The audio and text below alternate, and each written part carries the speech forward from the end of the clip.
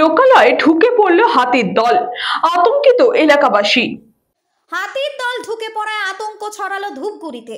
শুক্রবার গভীর রাতে ধূপগুড়ি ব্লকের গাদং 1 এবং গাদং 2 গ্রাম পঞ্চায়েতের কাজীপাড়া ও বারহালিয়া এলাকায় ঢুকে পড়ে প্রায় 15 থেকে 20টি হাতির একটি দল।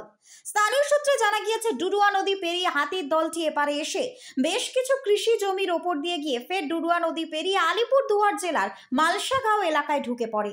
আলিপুরদুয়ার জেলার মালসাগাঁও, প্রমোদনগর, নোটাহারা, গুয়াবর নগর এলাকাতেও বেশ কিছু কৃষিজ ফসলের ক্ষতি হয়েছে বলেই সূত্রের খবর।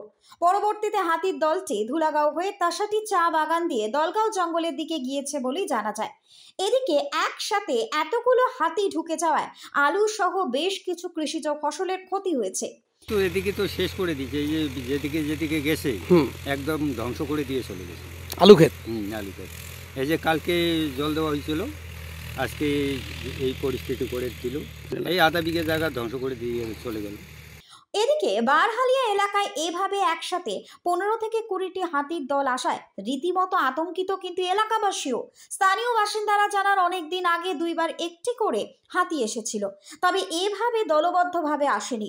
সকালবেলা হাতির দলটি যখন ফিরে যায় তখন সামনাসামনি কেউ পড়লে প্রাণহানি ঘটতে পারত বলেও কিন্তু অনেকের অনুমান।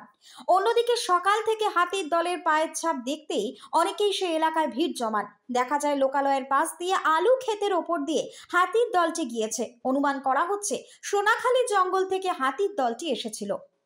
ব্যুরো রিপোর্ট, নিউজ বঙ্গ টাইম।